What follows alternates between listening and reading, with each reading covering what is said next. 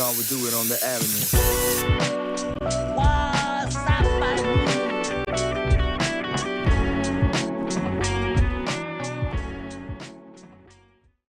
All right. We are back for another wonderful episode of SeunevA Presents Waas Sappening Podcast. I'm Tim, one of the hosts. My cousin Michael. What's up?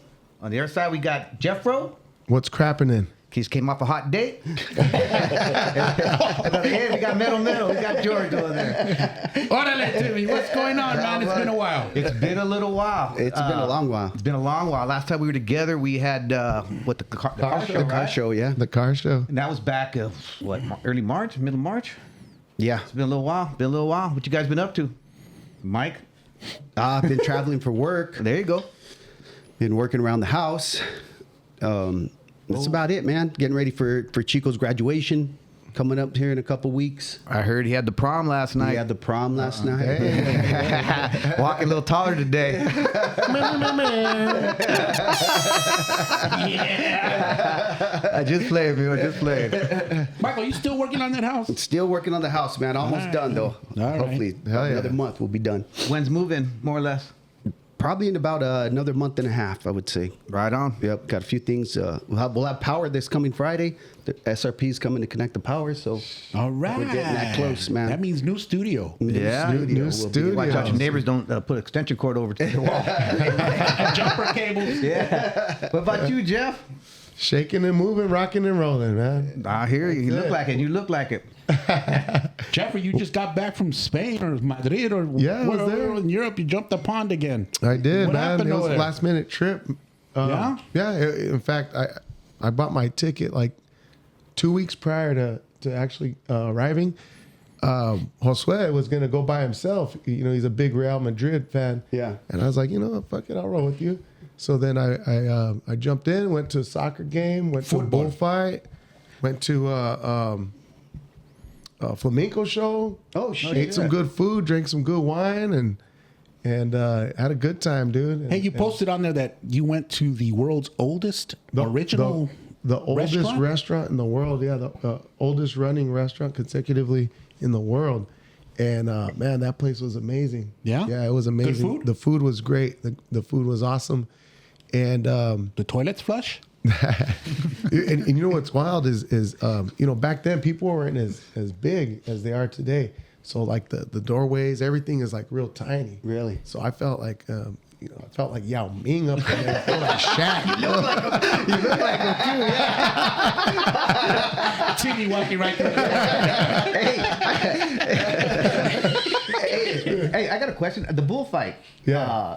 That's like a bucket list thing of mine. How was that? With a lot of people? No, it was badass. Yeah. Was it? In the videos that I had, I think I posted a couple. You don't see a lot of people in the stands on the opposite end, but where I was sitting and behind, it was packed. And I think because of the way the sun was coming up and sinking. Yeah. I think that's why everybody gravitated to that end. And even the toreros were bringing the bulls towards where the crowd was.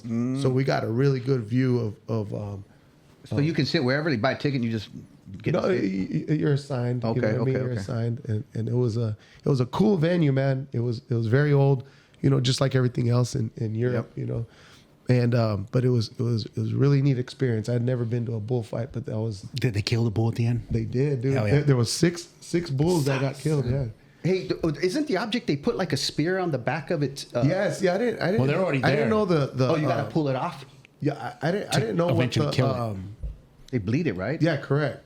So there's the main matador, the toreo, and you know he's you know doing his thing, and there's other guys too, you know, kind of they're whipping the toro's ass basically, and so they have these really sharp spears with like a kind of looks like a, I don't want to say feather, but some kind of like Plume. something. It looked like a feather Like dust. blue. Yeah. And they're teasing them, and as the bull charges, they jump out of the way and then they hit him in the back. So that's why you see those things kind of dangling. Yeah, off they're of dangling, his right, back. right. Yeah, and then so they're wearing them out. Yeah. basically wearing them out. And at the end, that's when the main toreo goes and spears him. and finishes them off. That sounds like your date last night. Yeah, you speared him. They wear you out. They wear you out, and then bam. Just kidding, man. That's just fucking funny. Oh, man. But yeah, anyways, good trip. It was cool, man. But It was no cool. running the bulls.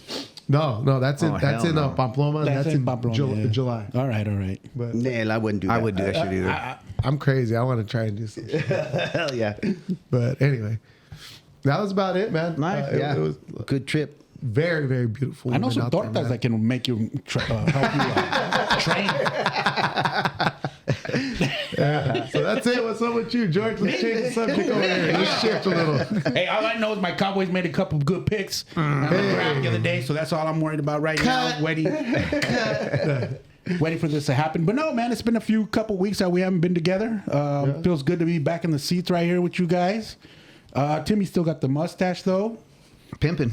I don't know about that. Handlebars. I don't know about that. Other than that, nah, man, not much. You know. Hey, you went to Chicano Park? Oh, I went to San Diego. Yeah, that's right. I did go to San Diego. We celebrated my the old lady's birthday. She turned 32 or something like that. I don't even know. He's No, we had a good time, you know. We had some mariscos place we never been to over there. We did a rooftop kind of nightclub kind of thing over there. Yeah. It was really nice, man. The weather was good. And as you could tell, I had that George Hamilton. Yeah, glow to you. I saw that. Yeah, look at it. You got that. You got that whale tail tan. Yes. From the thong. Yes. I was on the beach. I was like a beached whale over there. Got it. But that's it, though. But no, I had a good time. Real good time with Chicano Park. It was their 55th anniversary of that happening. And to tell you the truth, I think there was a lot more people there this time than there has been any time that I ever Easter went. weekend, huh? Yeah, that's what a I trip. kept that on too. Good Nice. times, man. Well, good I times. never have a bad time in San Diego, so I love it over there. So other than that, what are we here for today? We are here. We got some special guests in studio. Hell We yeah. got Rafa and Dash from Las Calakas band.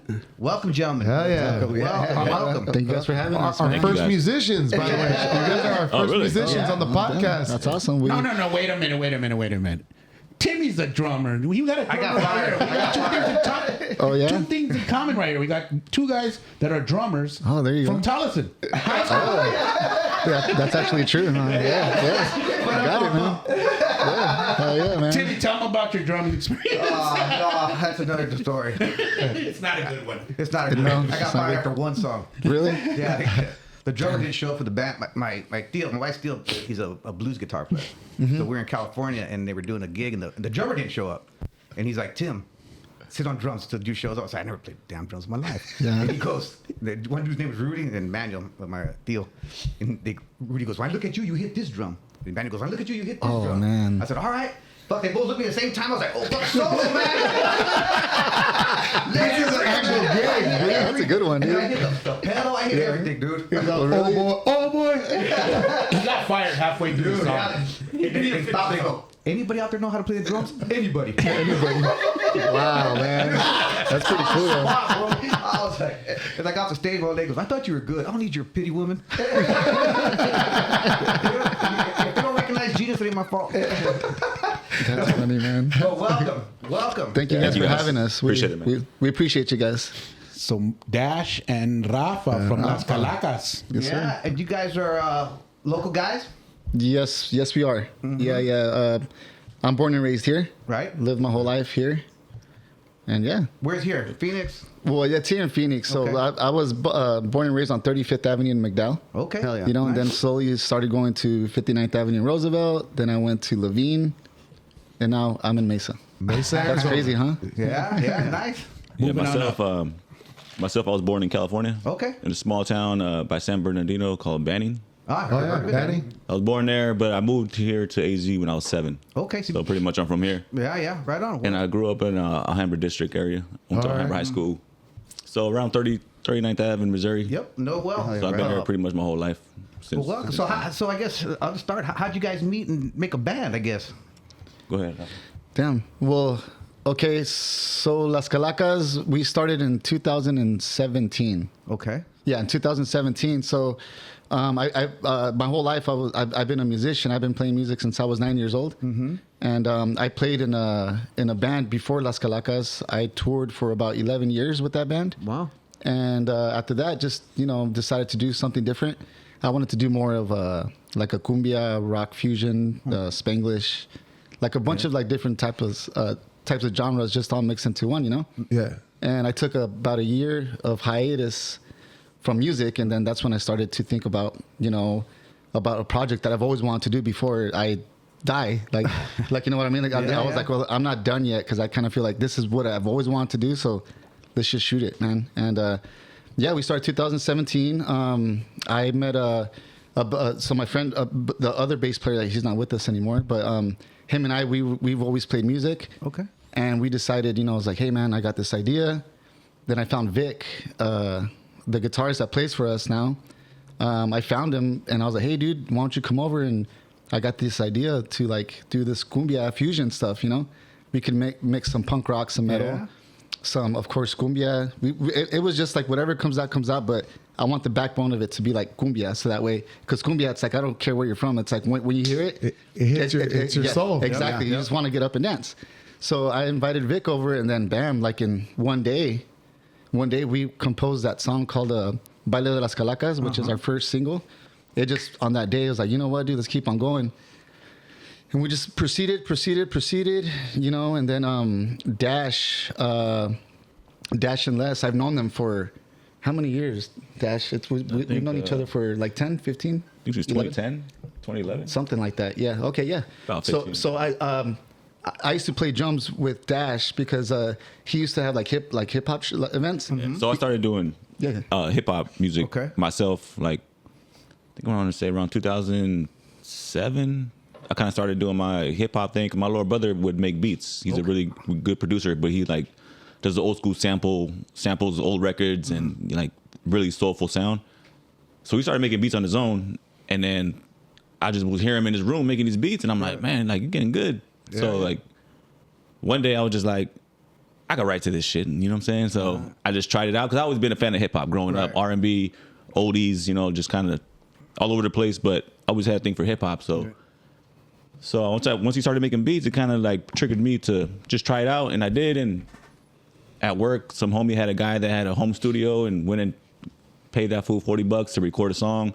Oh, and kind of just try it out, and then showed my homies, and they showed me mad love on it, and it was horrible. It was the first time I ever recorded anything. So I'm just learning everything. So, but they were like, man, it sounds cool. So I was like, all right. So I just kept going and kind of started my own little thing, and then I came across Rafa with this local artist that we set up a show together.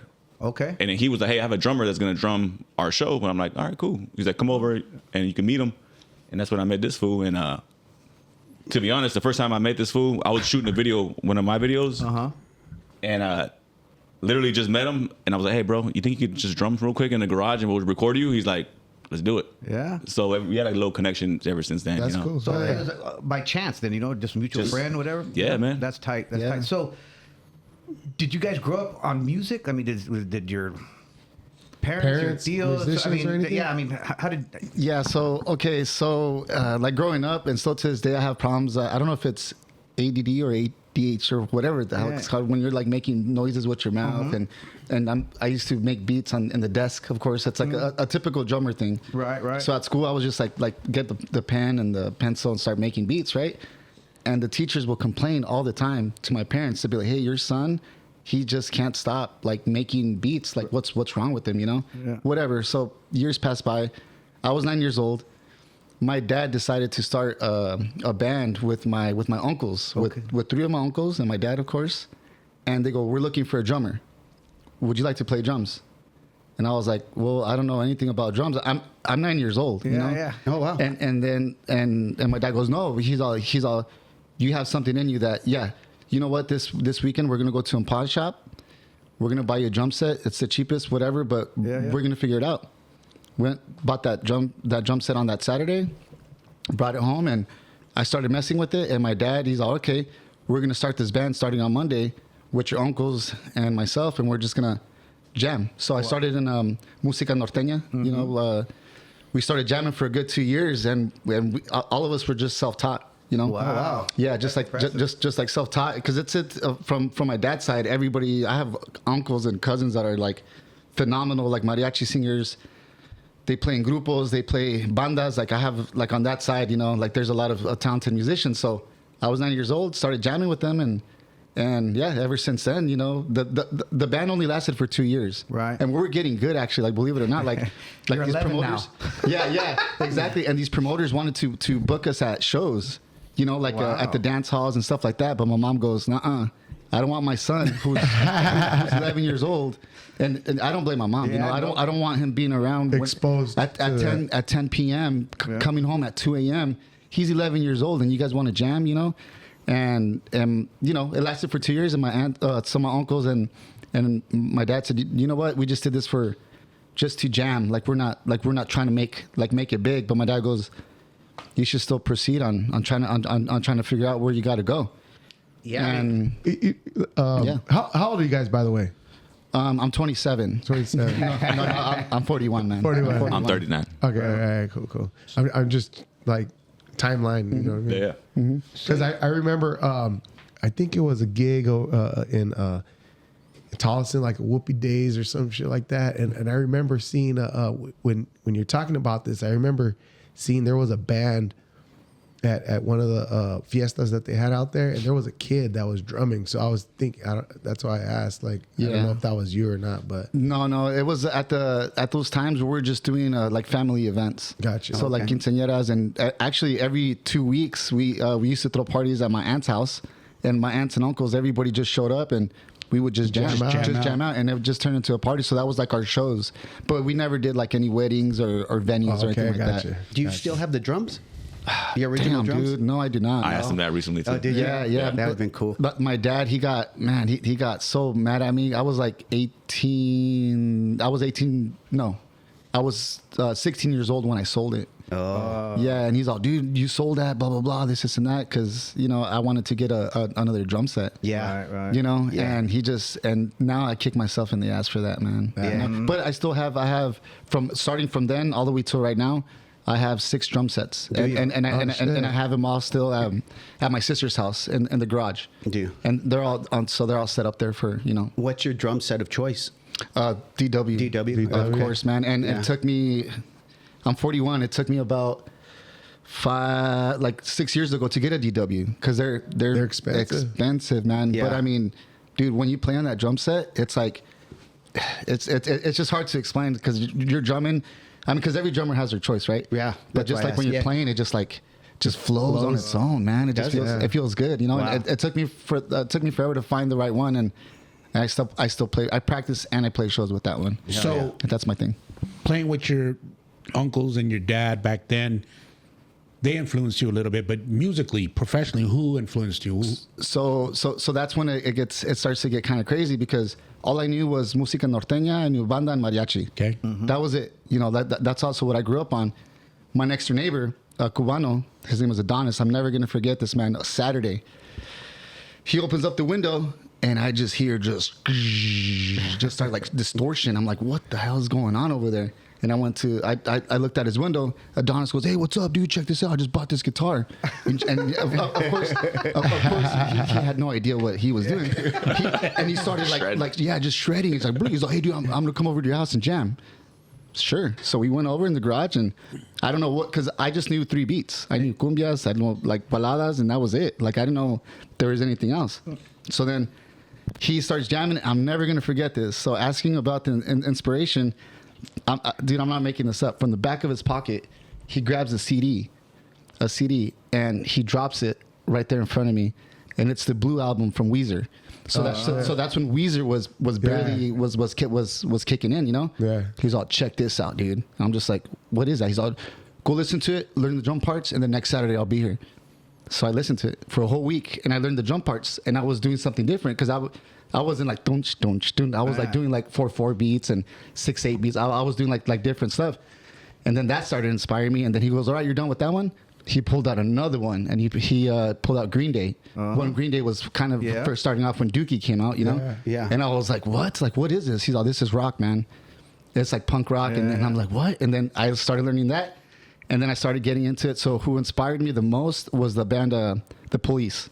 Oh, yeah. Dude, I'm a big fan of Sting and the Police. Yeah, and Stuart Copeland, man. The first time I heard him, I was like, what is this? Like, what is he doing? Ooh. And it was just like, it's like, wait, you can't do that, you know? But you can, because it's you know, like the older that you get, you start like, okay, this is you can do whatever you want in music. Yeah, you're growing as a musician. Exactly. And then that's when I heard The Police, and then I started getting to reggae, and after that, everything just, here we go. Picking from here and there. Funk music. Yeah, so then, it was awesome. But Adonis, I'm not going to freaking forget Adonis, man. Cool dude. Hell yeah. You still in touch with him? No. The last time I spoke with him, maybe was about like 11 years ago. Because I found him on Facebook. But he doesn't have a Facebook anymore. But I told him, hey, Adonis, what's up? He's like, what's up, dude? I'm in Cuba. I'm not in Cuba, sorry, in Florida. You know, I'm living there. I'm planning to go to Cuba back and forth. I was like, cool, man. But that was it, man. Wow, right on. What's the difference between a grupo and a banda? Is there a difference? So a banda is mostly a cappella. So it's like instruments that are not, of course, they're not electrical. So you got the tuba, you got the trombone, el and there's like 25. Yes, exactly. It's a massive band. And a grupo, it depends. Like a grupo can be like four guys. Exactly. Okay. And norteño is different of the style of the choices of instruments that you use, but. Nowadays, it's like banda. It's like they have banda, but then they started adding keyboard and electric guitar. Which it kind of cancels that. But it's you know, it's music, man. Like I mean, I me personally, I don't believe that it should be. Oh no, this has to be it. Like this traditional or whatever. Exactly, man. It's like you're a musician and don't follow the rules. Because I mean, cumbia. When I first started doing Las Calakas, people like the like my raza, like the paisanos, they'll be like, that's not cumbia. I told him, I know it's not cumbia, but it's an influence of cumbia. Because what you're doing, it's the like origin. Yeah. So I don't know, but a grupo is different, of course, than a banda. Banda is like 20 guys. Yeah. And you, Dash, who inspired you hip hop wise? You know what, man? Growing up, I was kind of pushed more towards the West Coast hip hop. To be honest, but then getting a little older, man, I remember being like junior high. My junior high era, like a lot of Cash Money was Cash Money. Then I got into 3-6 Mafia heavy. Yeah, did you? But it's weird. It's weird because my friends that I was hanging out with listened to that shit. So like I listened to it, I'm like, man, it's dope. But it's a whole different, like the South. But then, like when my favorite rapper is Jay-Z. Okay. You know, like Jay-Z, Eminem, like the lyricist, Nas, like those are all East Coast guys. So I think it's just a little bit of everything. But growing up, man, the West Coast always had that vibe, you know. I had a Too Short. I think the first time I ever heard hip hop, period, I went to we went to California. We went to Six Flags with my cousins. So we were coming from Phoenix to over there, and then we had to stay the night at their house, and that's when Bone Thugs East 1999 dropped. Okay. Oh, shit. But he had the tape. He had the original tape. And he said, hey. And we were bumping it, and I was like, man, that shit is crazy. Like, you know, like my first time hearing him. Yeah, that shit. He's like, I'm gonna dub it for you overnight while we sleep, because next day we're gonna go to Six Flags, you know, to the whole family. So overnight he dubbed me the tape, and I bumped that shit. So Bone Thugs and Harmony was like the core, you know, like. All right. But after that, I just kind of started experimenting with different sides of hip hop, like South, East, you know, like, and then I started learning how each one has his own little style, you know. So I just kind of took all that together, man. And growing up, my mom, you know, in the household, it was always, you know, Mexican music, Los Tigres del Norte, Juan Gabriel. You were cleaning then. Yeah. You were cleaning and you're listening to Juan Gabriel. I would wake up to that shit. So did you have any tios that played music? Musicians, I guess? You know what?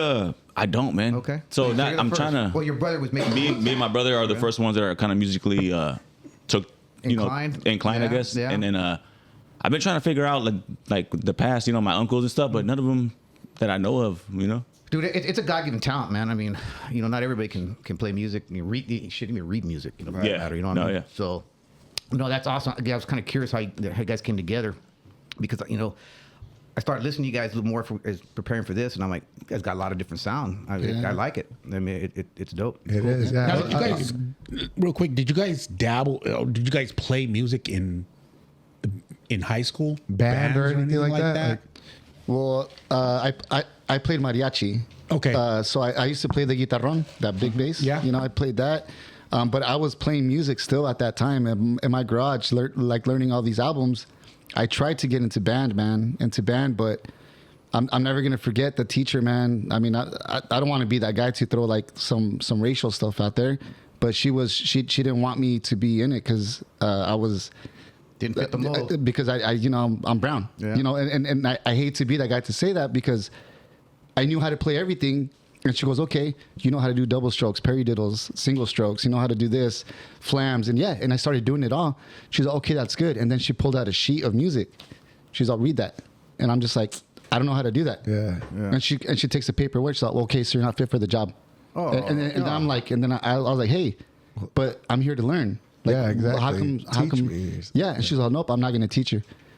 And Hater. She's a hater. I took off. What's her name? Let's put her on blast. Yeah, no, I forgot, man. I forgot. But I mean, I'm never going to forget that though, man. And I wish, I mean, I if I really want to, I can sit down and read music. But yeah, I'd rather take it from the soul and the mind, Yeah. My wife feels that he plays blues guitar and he's phenomenal and he doesn't read music. Yeah, it's all from the ear. It's all from the ear. Hey, but on that one, we're going to take a quick little break Sure. and we're going to come right back, all right? You got it, man. All right. Sure.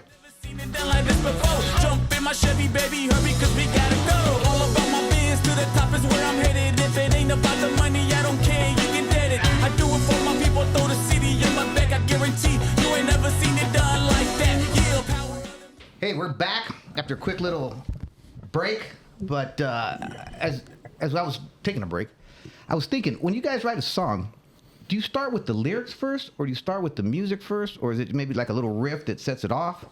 What's the creative process? Yeah, I guess The creative process, the easiest way that we found it, we just come up with the music first. and then Yeah. lyrics later. Everybody just jams out, and then we try to figure it out. We're like, all right, we got this, and then we try to structure the song, and then that's when we're like, all right, cool. Either we're gonna sing, or we're gonna chant, or we're gonna do or we're gonna spit some verses. It just depends up to the song. And then like once we kind of got it, Dash and Les will go in and compose lyrics. It just all depends. But lyrics for us, it's like, well, like me, like growing up in music, I've never really done lyrics first because I feel like that's harder. Okay. But there's people that can do the lyrics first and then the music, and I'm just like, wow, that's crazy. Like I to me, it's hard. It's crazy. There's people that have lyrics that are just sitting there, and they'll sit there for years, and then they'll be like, hey, Boom. Yeah, because I went to the Rock and Roll Hall of Fame years ago, and they had a bunch of famous songs written on napkins or whatever, right? And so that's why I was thinking about it, because those people started with the lyrics first, and they put the music to the lyrics. Is there a concept or anything that you follow or start up with? template. Yeah. So the way it's like, so we just write the song, right? So we compose the music first, and then that's when we kind of start thinking ideas. It's like, all right, what if we write the song about this? Right. Or what if we do this about that? Or like, hey, what if we? It just honestly, it just depends of the keys of the song. It depends the feel of the song, of the song that's composed, and then that's when you get your like, okay, cool, this song's gonna be about this. Okay. But Dash, just I would depends. imagine you have lyrics and songs in the vault, right? You know what? Every time I've ever composed a song, even just doing hip hop stuff, which I originally started doing, my brother would always make the beats, and he would just have, like, he has a hard drive of 200 beats, just instrumentals that he just made that, just sitting there. So I'll just go through them and I'll listen to the beats. Okay. And that kind of would sway me in which way I'm gonna approach the song. So I've always been listen to the music, write the lyrics. But, obviously people do it differently. Right. But I've had notebooks full of rhymes, but it's always been to a beat. Even with like Las Calakas stuff, I'll put on YouTube and I'll just put on cumbia instrumentals, and I'll just write to YouTube shit. But then I know that I'll have the lyrics and I kind of have like the tempo and the idea of how it sound, and I'll bring it to these guys in practice, and then I'll be like, hey, I heard this, let's try to do something this vibe.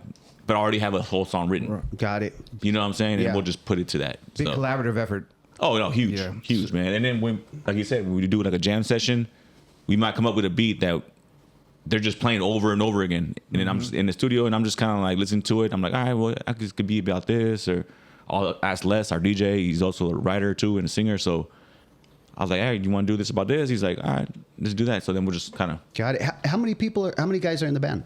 It's a total of 6. A 6. Yeah, so it's drums, bass, guitar, MC, DJ, and percussion. And percussion. And You guys need somebody to play a tambourine. who are they? Hey, triangle. Hey, a salt shaker? Are you good with a triangle?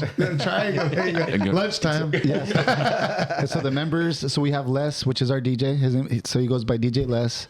There's Dash, of course, MC, and then we have Joey that plays bass. We have Vic that plays guitar, and then Rocky plays percussion and the guira, and then drums. Myself. And the name Las Calakas, where does that come from? Man, so Las Calakas. So Las Calakas is the Aztec word that they used to use a lot, as in like. It's they look at it as like life after death, right? So like in our culture, of course, in the Mexas, you know, it's like we think that, you know, that's why Day of the Dead and all that stuff. It's like it's supposed to be more of a joyous feeling instead of like being scared of death. Sure. So Las Calakas, the way that the Aztecs interpreted it was they used to draw like these like the hieroglyphics in a way to be like, hey, when you die, you're going to come back as a joyous skeleton, right? So if you're an artist, especially if you're a cook, if you're a baker, if you're a musician, anything that your passion is in life, once you go to the afterlife, that's what you're going to be for the rest of your life. But they painted it as eternal, as a skeletal form. So Las Calakas, when I saw it, I was like, man, I was like, this is kind of, it's crazy because a lot of people don't use that word calacas because, and when they do, they use it as a bad way, like, you know, like a calavera or like a muerto, or like they make it look like it's bad. But calacas, it's just like, you know, it's a joyous feeling. And I don't know, that name, it just clicked. I was like, cool. I was like, they just make sense. And just to name the band. It fits your guys' And it does fit. Yeah. And it does fit you guys. genre, The you know, genre, what you guys are doing and man. and how you guys are living, you know? Yeah, man. Yeah, 'cause I was going to ask where the name came from because it sounds like it's part of your creativity process and your personal identity, right? Yeah, Of course, yeah. Yeah. So- It all started at a bar too. So when I used to live in Levine, and I used to go day drinking. Actually, Cheers to that. Morning drinking, because that bar opened up at 6 a.m. and as you guys were talking about, like Jeff earlier, when he starts drinking, like, okay, that's me too. Yeah. So so the bartenders there it's called the Spur Lounge. Yeah, I know. I was there last week. Yeah. I was there last week. So the cool thing about them is that the bartenders, you know, they would open like later on, but I would be like at 6 or 7. I'll knock on the door and they go, yeah, I used to have a table in the corner, and I would just have a beer and a shot, and I'd just be like writing, and then I'd be gone by like 8 or 9, and then go home and keep on writing. But I don't know why, but that place has just inspired me to Las Calakas and just like and just all kind of like visuals and stuff like that, you know. And that's what, I don't know. It's kind of, that's funny. it was crazy that and I was like, Las Calakas. That's when it just sparked after a shot and a drink. Hell The yeah. Spur Lounge, huh? The Spur Lounge, yeah. Underneath the neon moon, huh? I guess you're right. Yeah, there you go, man. Yeah, and the neon moon and the neon freaking sun at 6 a.m. That's beating down. Everybody's working, and I'm over here freaking just, you know, Writing jams, man. Yeah, Hell exactly. Yeah. So what do you hope that people take away from listening to your music, first-time listeners? Well, the goal and the motive from the beginning is just to inspire, create, and innovate. So if there's anything that we can do as like for our music that can inspire anybody or to help them out, whatever problems they're going through or whatever, that's to me personally, that's how I look at it. It's like a purpose, you know. It's like just to help out people because everybody goes through shit, man. Absolutely. Like, you know. And then I think music is a gateway for you to forget about your problems in the meantime that the song is on, or even so when you come to a show. That's our motive. That's the beauty and the power of music, man, because it can do so many things for you, you know. And a lot of people can relate to this, but like for me, it can take me time tripping, you know. It'll take me to an exact point in time, you know what I mean? And then, or like you said, you know, it's soothing to the soul, you know, whatever.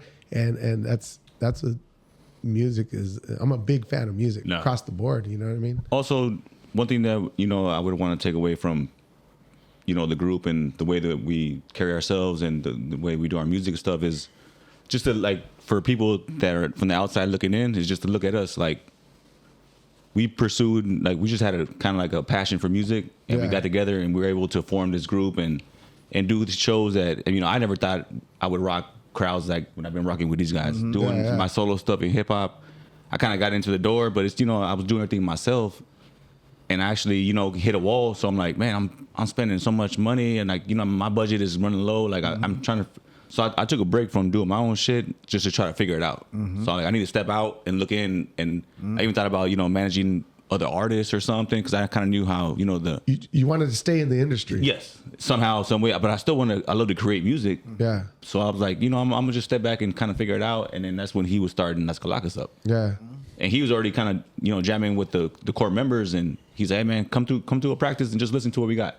Yeah. And I went to it, and I'm like, holy shit, like, this sounds crazy. Like, you know, it's something I haven't really heard. It's a different sound. Hey, go ahead. No, go ahead. I was gonna say, I heard you about you guys through Ray, Working Class. Yeah, that's my brother, man. Yeah.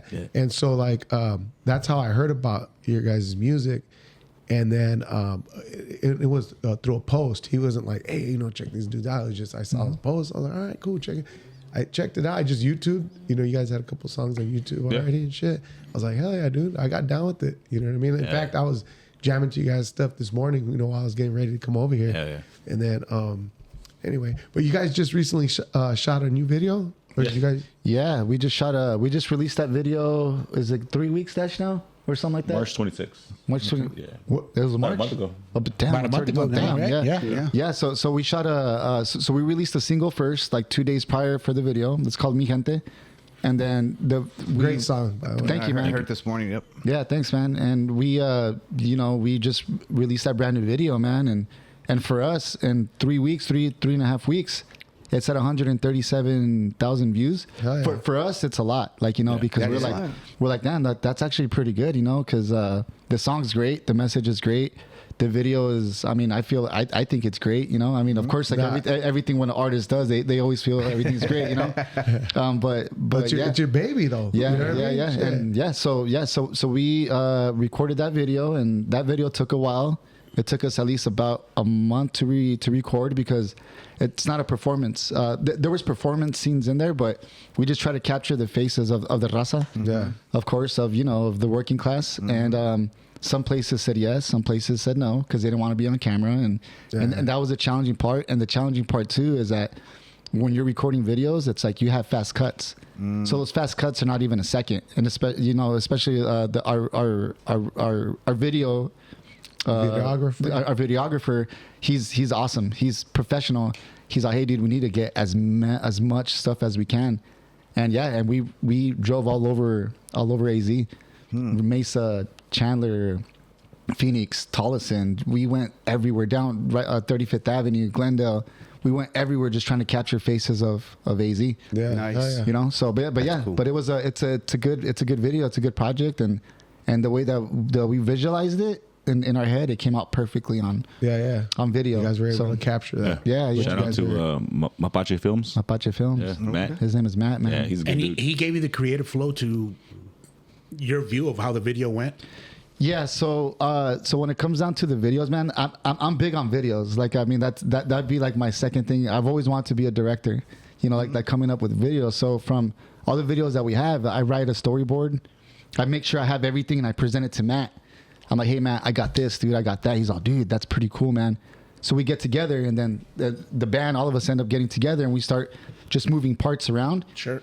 And I mean, and that's how stuff gets done. It sounds like you guys have a good relationship, and you guys really click as a band, you know, because sometimes, you know, there's too many chiefs, not enough Indians. You know, that can be a thing. Yeah.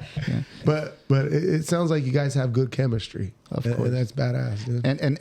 And I'm glad that you said that, because us and the band and with the team, everybody that works with us, what I really love about this project, man, is that there's no egos. Nice. Yeah. And to me personally, I feel like that's a big thing. Like, everybody listens to each other, and if some things have to be changed, they have to be changed. If somebody has an idea, they have an idea, we put it out there, and if it works, it works. If it doesn't, it doesn't. I mean, all of us have gone on ideas, and sometimes they go, "No, Raph, that's dumb, dude." I'm just like, "All right, cool. Well, all right, well, it is what it is." I'm taking my drum. Majority vote. You know, we do majority vote. Yeah. You know, on most things. Yeah, it's more like a democracy, dude. Like it's not like there's no it's all about me or look at me. I played in bands and I've done tours with egotistic people that they're so much into themselves. Yeah. I have to be here because this is.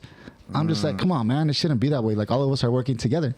It's kind of like you lose sight of why you're there to begin with, yeah, right? Dude, yeah. But I'm glad that you all 6 of us we laugh, we have a good time, and that's what. And it takes away from the energy. Yeah. You know when you have static. Yeah. Exactly. You know when you have static. Exactly. You know? Yeah, because you're not the same on stage, man. Right. We feed off each other. That's one thing I love about since day one I joined the group is the stage. The stage performance is the energy. The energy. Like this motherfucker's going in like the whole time, and then I got Vic next to me just shredding the guitar.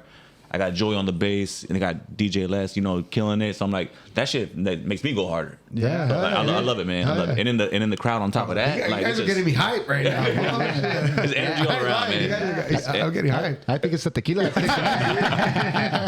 Yeah. So speaking of that, I mean, you guys just did a reggae fest or something like that. How was that? Man, it was awesome, man. Was that a pretty big gig for you guys? It was huge. Yeah? It was a good moment for us because that's that was the first reggae rise up here in Arizona. Okay. So because the reggae rise up, they always do it in Vegas, California, Florida, Portland, all those places. So the main dude that does it decided to bring over here, and we went in there and we did our stuff, man. We went in there showing the people what Chicanos can do, and we went in just wearing our Charlie Browns, and we just rocked it and did our stuff. And how was the response from the crowd? Phenomenal. You guys, again, Phenomenal. How many songs were you guys able to perform? It was a tight set because we only had like 30 minutes. Yeah, so we that's a good performed. time, though. But we had to go. So usually we like to do like a, we like to talk in between songs. But this one we had to just like do song, minimal talking because we want to just crunch up as many songs as we can. But 30 minutes is a good time. Yeah. Because sometimes people only get like 15, 10 minutes or something, like 6 minutes or something. Something like Timmy that. only got fucking half a song. I didn't get past Dusty Road. Hey, so what would you say? Like you say, when you guys on stage, what do you think the biggest misconception is about Latinos playing rock, reggae, your style of music? You know what, man? I think maybe just the fact that it's not many of us trying to do it. Mm-hmm. It's always when you think of a Latin artist, what do you think?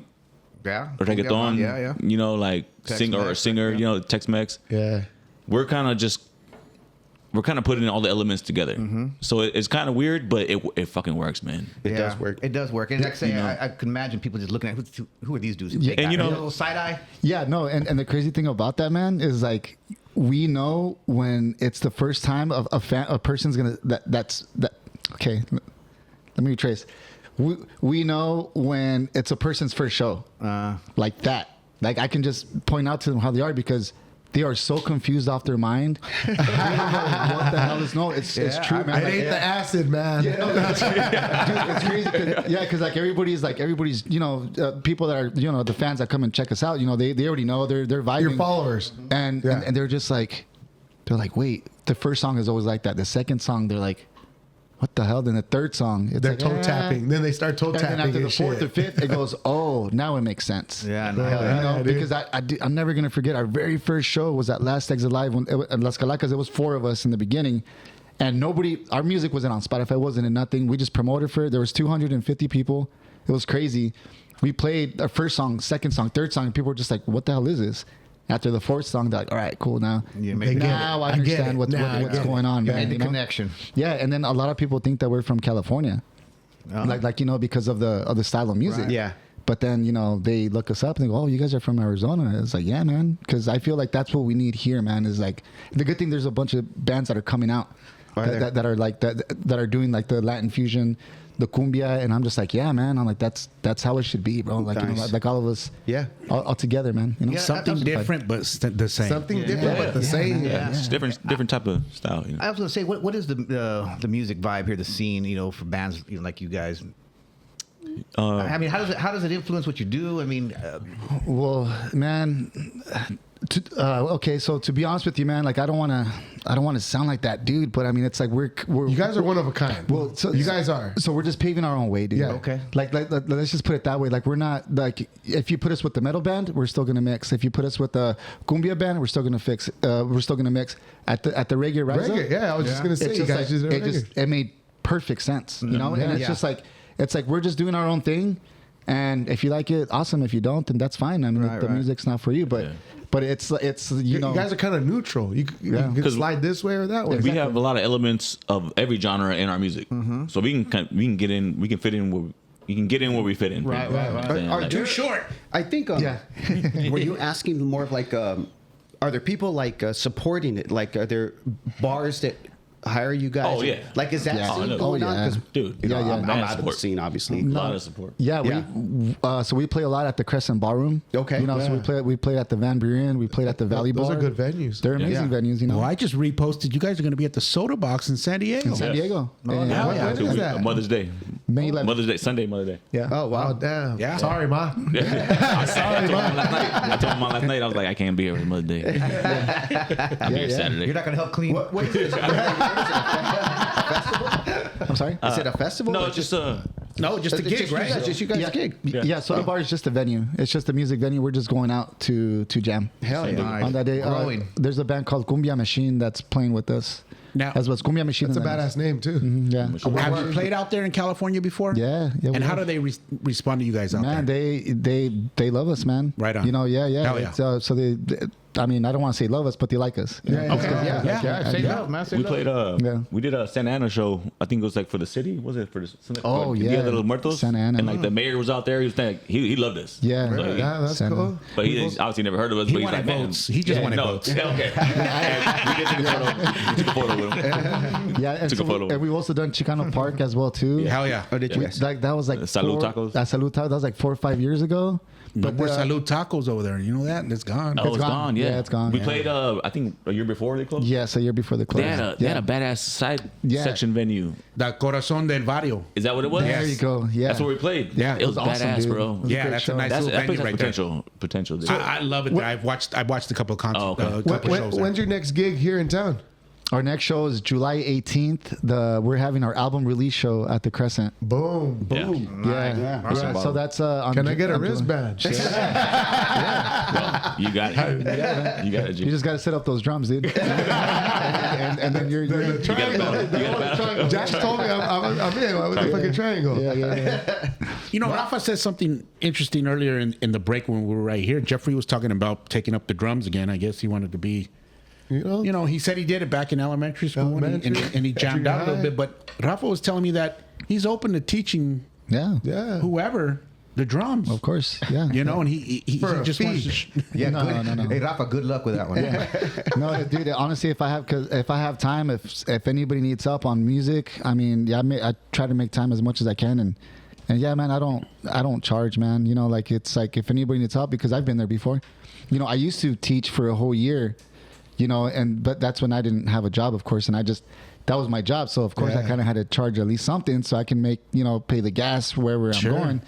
But right now, man, it's if anybody needs help with anything, especially with music. I mean, I feel like that's my purpose here in this world, and try to inspire people and try to be like, hey, if you need help, man, if there's anything I can do with music, I'll try to help you out as much as I know, That's dope. Yeah, and try to give out as much as I can. Because I mean, I've been there before where drummers like, no, man, I don't want to do this, or I don't want to do that. I'm like, come on, man, and it sucks, man. So No, I get it. So identity and culture is a big part of your guys' music. So growing because musicians grow, right? Music takes them somewhere. How do you stay true to that as you grow as musicians, right? Because that breaks up a lot of bands, right?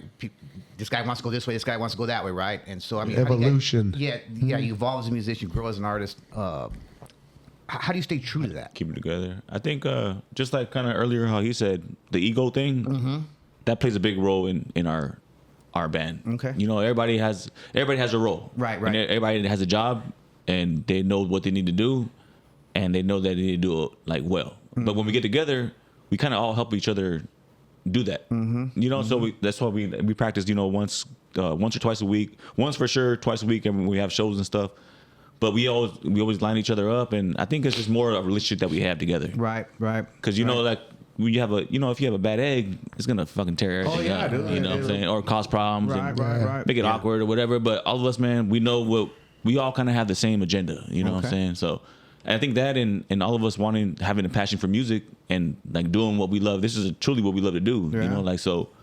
Being able to do that, I think it's just enough to make this shit work. You know, guys are rolling. Everybody's rolling in the same direction. Yeah. And we also feel it's very important for us to expose our culture and like just for us just to play here like we're Chicanos, like all of us, we're all Mexican Americans, from Mexican descent, from parents, and I feel that it's our job to be like, look, this is what we came up with, this is our style, and we stay true to our roots, and I think that's very, very important, man, because a lot of bands decide to go to look a different way and they forget about themselves. And I feel like this is like a big part of us, and it's going to continue to be a part of us. And we're going to show people what our culture is, our music style. And that's important, again, to inspire the future, whoever's out there picking up an instrument or an artist and doing their thing, man. Hell yeah. I really dig the path that you guys are on, man. And it's cool because learning more about your band and then you guys on a personal level, it's really cool, and I really dig the way you guys are going. Thanks, man. As you guys grow, how do you handle the pressure of it? I mean, you see your crowd size getting bigger, right? Yeah. I mean, how do you have? I mean, there's pressure associated with that, right? I mean, how do you navigate all that? I mean, because people whisper in your ear this way, that way. I'll handle the disco bunnies. Just throw my way. when you get information after the podcast. No, man. Future. Like, I don't know. It just feels like me personally, I don't feel no pressure at all. Like, I don't. I feel great, man, because I'm the type of guy that I don't get I'm really weird, man. Like, I don't get excited. Like, I got these shows coming up. I'm not excited. But once I hit the stage, it hits me. Yeah. So because I'm more of like, all right, is there going to be people there? Is there, like, my mind is constantly like all over the place, and stress might kick in a little bit. I don't get nervous at all, but it's just like once I'm on stage and 1, 2, 3, 4, and it's like, bam, that's when it kicks in. I'm like, holy crap. Yeah. Here we go. Like, I'm having fun now. Yeah, I'm having and fun. you start seeing people, and it's like, all right, and people are jamming, singing your songs that you wrote and composed. That's like the best thing ever. Yeah, 'cause that's it's- gotta be a trip. That must be an amazing See all feeling. these heads in the crowd, right? Yeah, man. The shirt comes off. Energy, bro. She throws her bra on the stage. You yet to see a bra yet, but I swear to God, when that one comes up, I'm gonna keep that one in. Say less. I'm gonna get some Cochina to do that for you guys. Bring it through, bro. Hey, you gotta be wearing the Easter Bunny costume. Don't be surprised if you see Cholo Bunny at one of you guys' Cholo shows, Bunny, bro. I need Cholo Bunny. He'll fucking roll in there, bro. Hey, Cholo Bunny's always welcome. Hell man. yeah, bro. Always welcome. He's man. on the list. He's on the list. Yeah, so that's got to be a dope feeling, man, to see all the people in the crowd. And what's the largest crowd you guys have rocked to so far? So far, the biggest crowd that we've done was in Yuma. And Yuma this is weird, on the 4th of July, we played, this was about 21? something like that. Was it pre-COVID? That wasn't pre-COVID, right?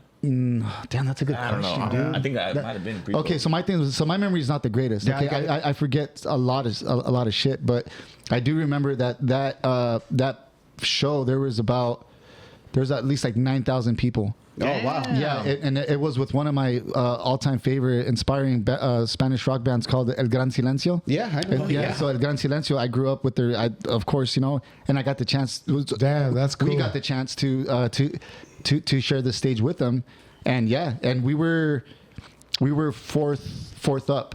Yeah, so we were like on the bill. We were like the fourth, and then there was another band in direct support, and then the Gran Silencio. But we jumped on stage, and you saw the sea of people.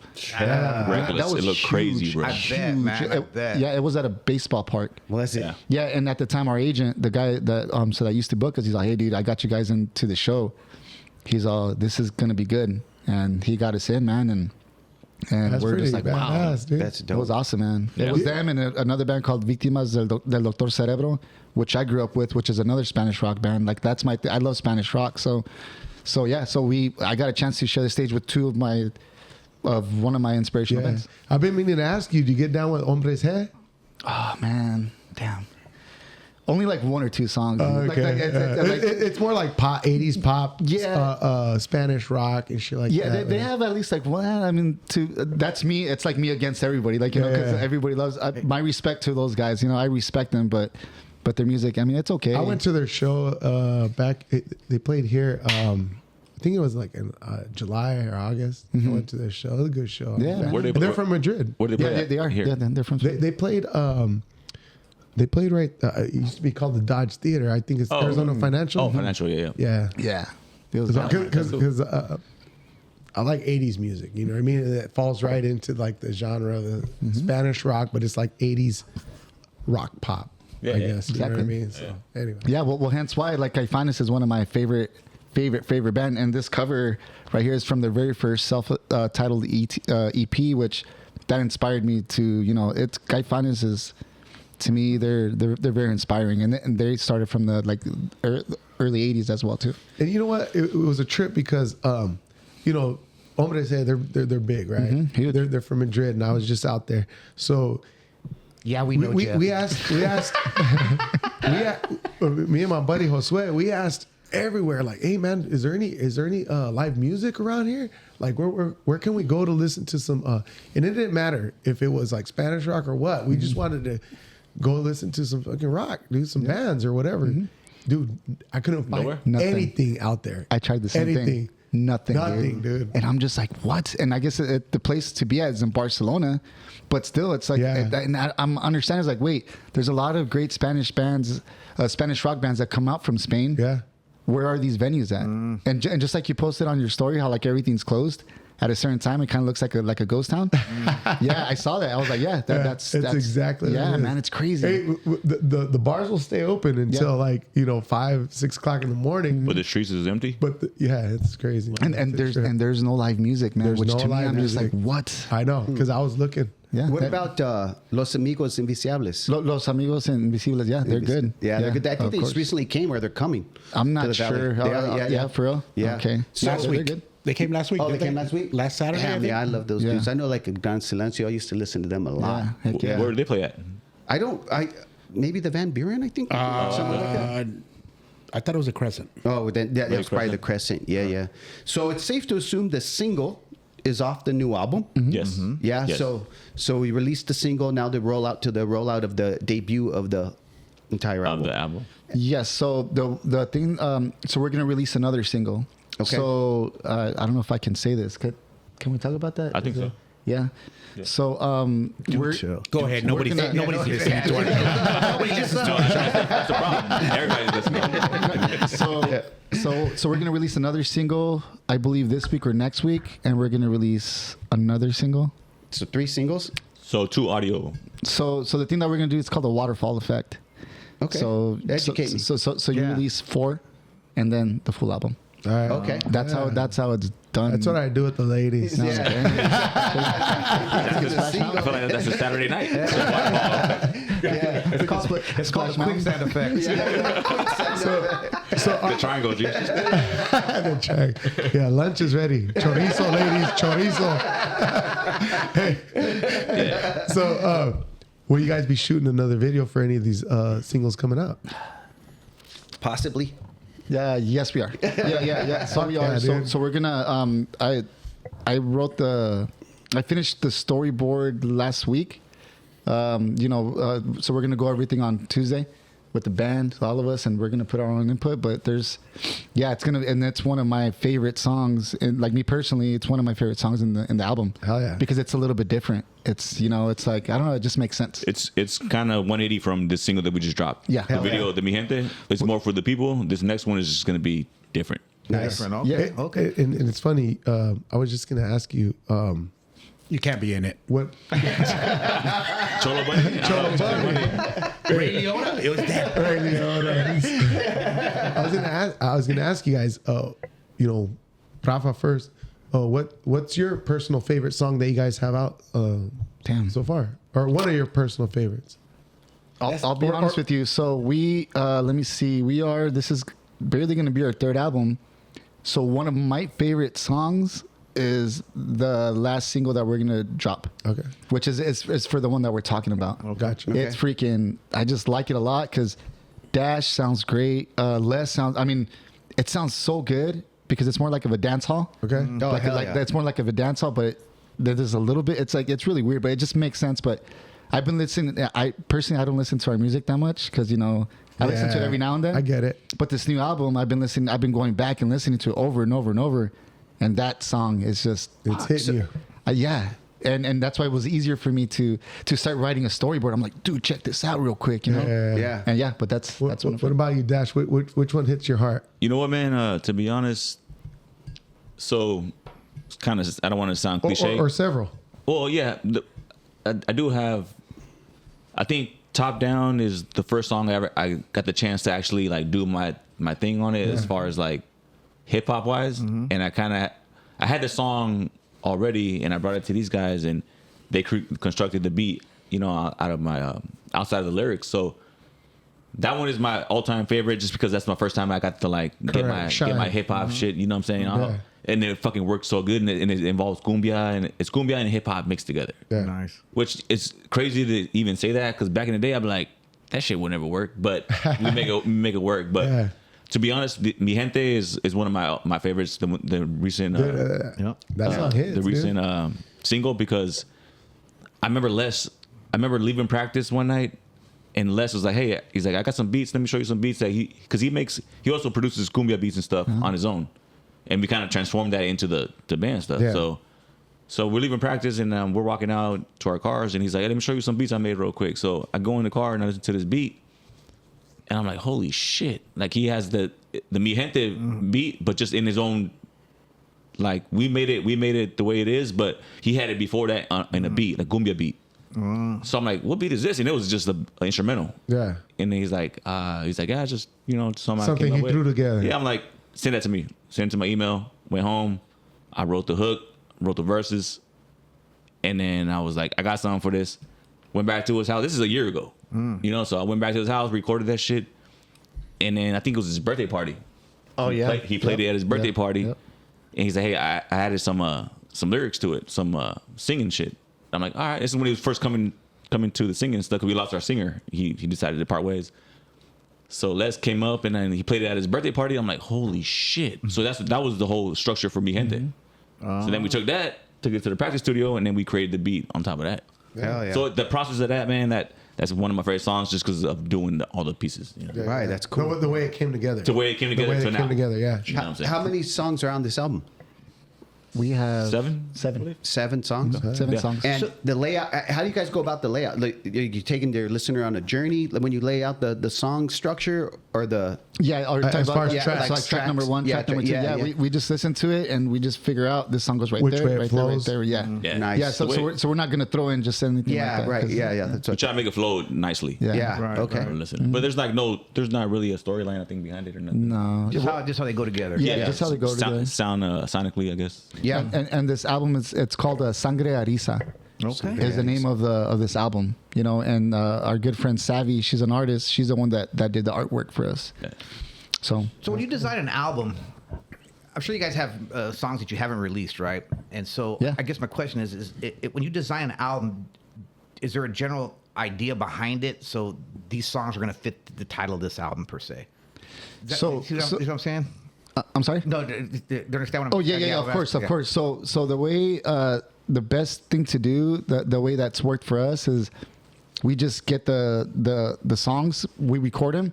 Once they're done, then I like to take a step back and just look at the song layout and just see what the purpose is of these songs, and then that's when the name Okay. of the album, And then- of course. Okay, So- the album had a vision, so to speak. Of course, yeah. As far as picking the name for a song, usually it's because the hook has the name. In a lot of songs, the hook will have repetitive. Yeah, correct. Sure. Yeah. And so, do you guys kind of use that kind of approach when it comes to picking a name for a song? Yeah. I think so. Yeah, it's like 80% of the time that's what we name the. Yeah. Is what You the know, main kind of thing we're it's what the saying. hook I is. got you. Yeah. Yeah. It's the repetitiveness, The repetitiveness. of whatever, and yeah, but So when you guys get we were talking earlier about you get booked for venues, events, concerts. How does that work? I mean, walk me through that process. I mean, I'm assuming you have an agent. You said you had an agent earlier. Yeah, so we have an agent and a management.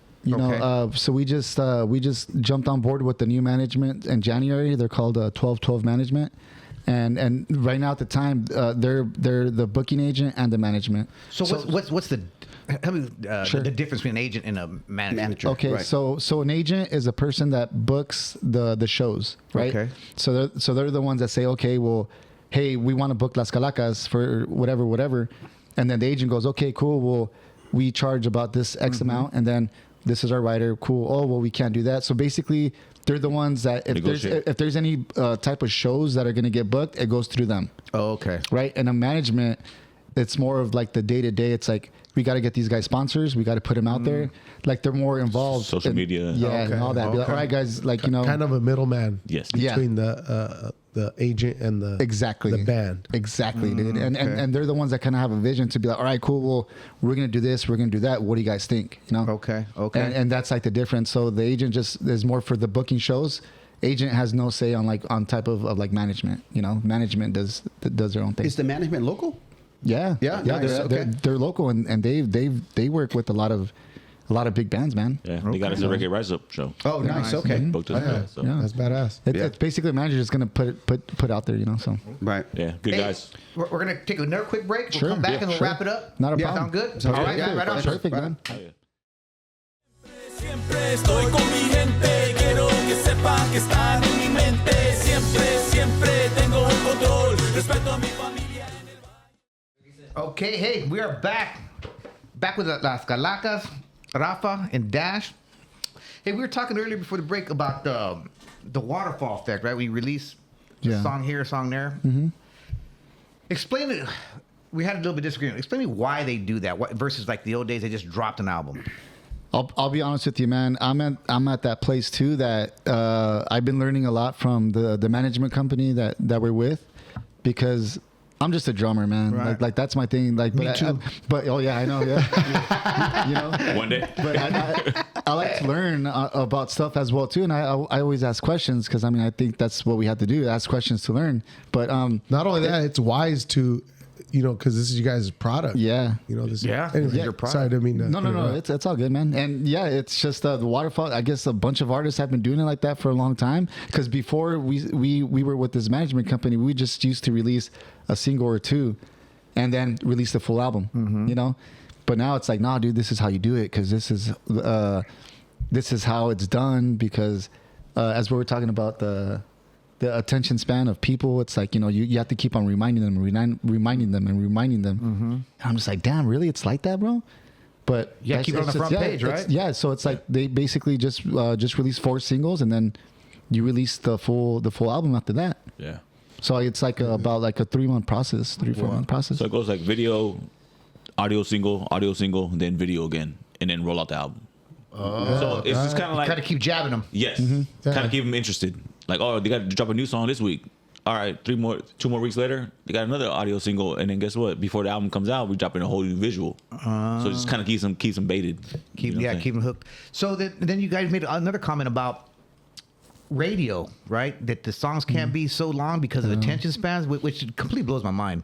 Yeah. Well, I mean, from my knowledge, it's 3 minutes and 20 seconds. You know, so it has to be anything from 3:20 and lower. 3:20, 3:15. It's a number around there. And yeah, I mean, it's been like that for forever. Do you record your songs based on that number? I was gonna say you guys' songs longer than that. We don't. No, but I think maybe we keep it in mind. Yeah. Okay. But we don't try to just stick to that.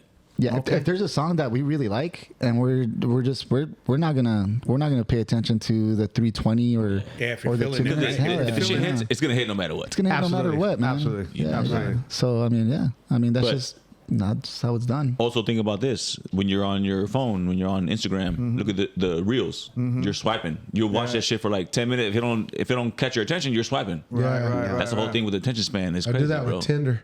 You swiping right. I see Cholo Bunny on Tinder, bro. Super finger. Well, the way that the freaking bunnies hump, right? Yeah. Cholo Bunny. 10 seconds. Yeah. Cholo Bunny. Cholo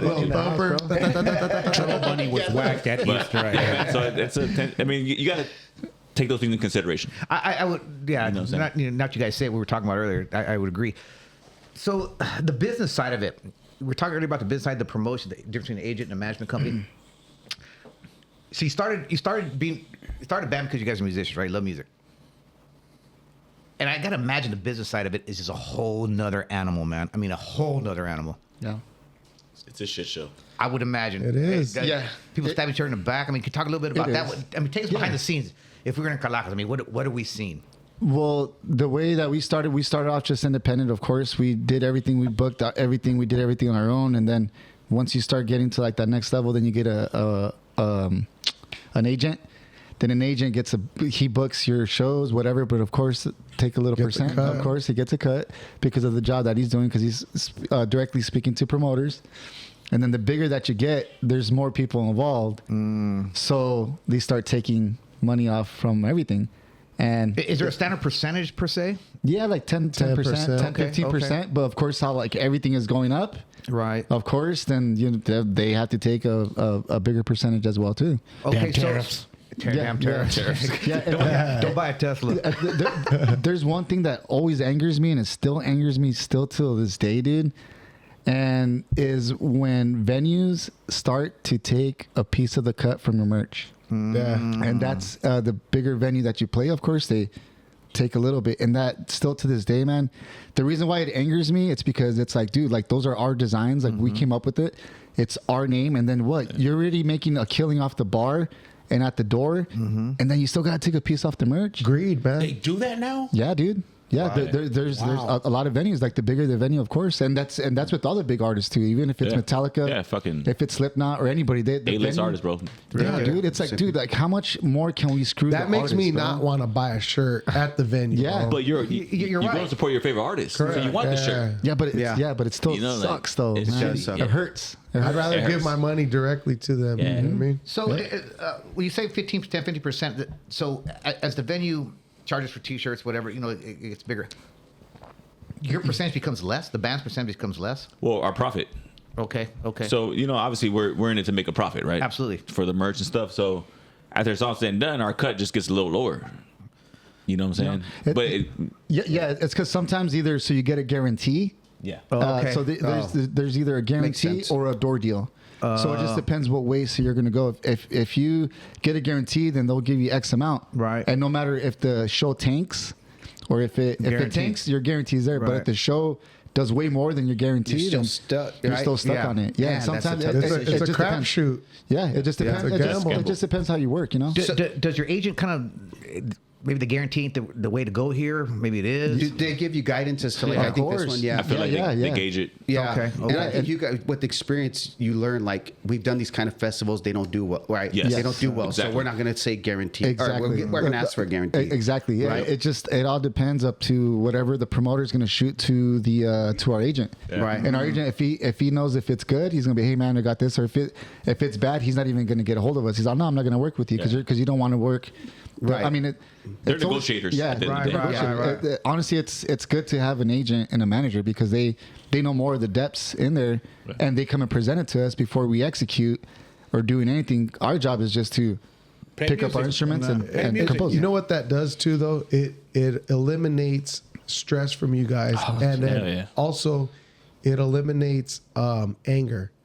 Let the manager will come to you and like, hey, this is what they're offering, blah blah blah. Yeah. I get emotional. I'm like, fuck you. You know what I mean? Like, if I'm the act and you guys are trying to like, I'm gonna get emotionally involved, and maybe I might not perform as well as like if we do come to a medium. But that's what's good about having a manager is let him go negotiate They do and that. talk the talk and let him fight or argue with them Exactly. or whatever. You know what I mean? Yeah. So- Exactly. You said something interesting earlier. You said once you get to a certain point or make it, then you get the management agent. Mm-hmm. How do you guys know that when you make that? What's the breaking point? Are you talking about like when a Do they manager come to you? Yes. No, yeah. somebody start your phone starts ringing. Well, it just depends. Like it depends. Like I mean, they're like me. I've tried in the past. In the beginning of the first four years of Las Calakas, I was doing everything. I was booking. I was doing the management. I was doing everything. So I was sending out emails and the people that I know from the past and this and that and. It's hard, and a lot of them will bite. They wouldn't bite. They'd be like, "No, man, well, I'm not interested, whatever." But the deal is that for us, we're lucky because I mean, I feel like our music speaks for itself. That the agents and managements and people come to us instead of us, instead of putting out there. Because I tried in the first 4 years, but now it's just like if they believe in your music and they like it, they go, "Okay, we see something in here." Yeah. Let's build them. Let's build them real quick. Yeah. So, and sometimes they see that they're like, dude, like this band has it. Piggybacking off of what he's saying is, so we had offers before from. So that's kind of when you kind of know you're doing something right. Right. It's when people are approaching you. Yeah. Trying to like the Estrella Jalisco guy was like, dude, we need to sponsor you. We had a Desmadre Tequila sponsor for a certain point. So you kind of know you're doing. Right. You're doing something right. Yeah. So then when we do the management, like obviously we're with the management guys that we're with now, they approached us, like because they seen us, working. Like we post all our, we try to have a big social media presence. So they approached us and like, we see what you're doing and we want to work with y'all. And we had a meeting and it all worked out. So we have a partnership with them. But we also had, different companies in the past that try to do the same thing, but also take advantage of us. Like they, how do you weed through the shysters? Well, they're like, here's a contract. We want to own you guys. We're gonna own your likeness for the next 5 years. All this bullshit, and then we're like, well, we read over the contract. We're like, this is not what we want to do. Like, we want to be able to, have your own creative freedom. Is that where you hear the lawsuits where somebody owns the songs? Well, that is part of the contract. If you sign it, then you're signing your life away. So you sign 5 years. Whatever you create in that 5 years belongs to them. Yes, Period, paragraph. and you can make you get fucking cents on the dollar, you know. But so we just read over the shit, and it didn't work out for us. So we're like, you know what? We're okay. We're good. We'd rather be independent, and then we came across these guys. And that's smart on you guys, man. Because we weren't desperate. I was gonna say desperation has to drive a lot of that. We know what we got, man. We have a good product, and these guys that approached us, we had a really good meeting, and they're helping us a lot, man. We're helping each other. Yeah, nice. That's it. Scratch my back, I'll scratch yours. That's it, man. Do you guys have I don't know. I don't want to say counsel, but do you guys have someone you talk to legally? I guess. Well, even not necessarily legally. Maybe like. Well, look no further. Here's my business card. Jacoby, Myers, and Lopez. Cholo Bunny. Cholo Bunny and Associates. Conejo. Consultations. Yeah. No, I mean like. Maybe like a musician who's been there, done that you can talk to and bounce ideas off. This guy right here. Well, he toured for 11 years with the band already, so. He's been through the ringer. Okay. I guess that's what I'm asking. So I've known what to do and what not to do out of the 11 years of me touring and since 9 years old, he was drumming. That's right. Yeah. Dirty drummer. Yeah, I love that bar, dude. Yeah, no, it's just it just comes from just paying attention, and I mean I still don't know a lot. I'm still learning, but I'd like to ask questions and I get the answers from the management because they're very knowledgeable, of course, and they're great people to work with, and they know the music industry and they know what to do and what not to do. Yeah, I mean I got imagine there's a dark underbelly, man. A lot of that bullshit. You know what I mean? You know what, bro? I feel like you could either be an asshole or not. Right. Yeah. As a manager, like with anything. Right. Like, you know what I'm saying? Like, there's managers that, they know that cutthroat, they all about their shit, but some managers that, have a good reputation. Right. Yeah. I feel like, it could be either one. And I don't know, we just try to figure out, find the good people, you know what I'm saying? To work with. Makes sense. We'll work together. Like, if we work together and become great, let's do that. That's the goal. Be great, man. Be great. And be with that.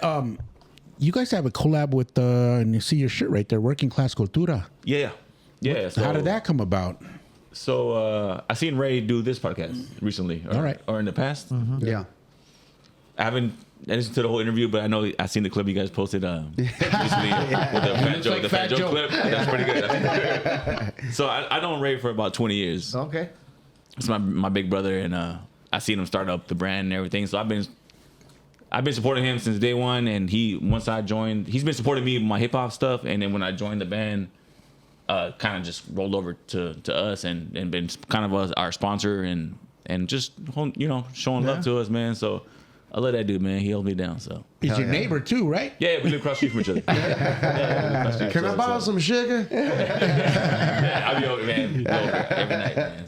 So that collab, it just came about as like, since we've known Ray for a long time from Working Class. We've always wanted to do a collab T-shirt design with him, and we were just waiting for the right time. Sure. Okay. Yeah. And the right time was about a month ago once we released that video, and we had our premiere party at Ziggy's, and we decided to release that design on that day because it just made sense. Made sense. Yeah. That's It made awesome. sense. So it's like just like a one-off. So whoever has those shirts, then I mean that's Hell yeah. Damn. that's it. I don't even have one. Jeffrey said he'd bootleg them. Cholo. Hey, get me one, dude. And you know that actually, I want to give props to Weddle.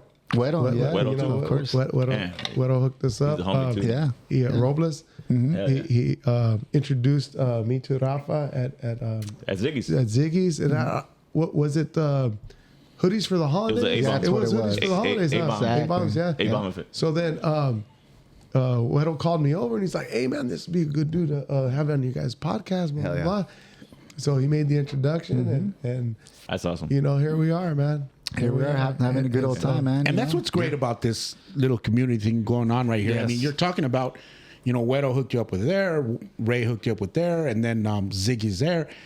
And then A-Bomb, you even brought in A-Bomb. And it's great to get all these great artists together, the community together, people talking and get to know each other. I mean, and then here you are on our podcast. And we got 5 40 subscribers and 5 listeners. Thank you, by the way, man. Thank you. Yeah, no, And there's 4 of them right here.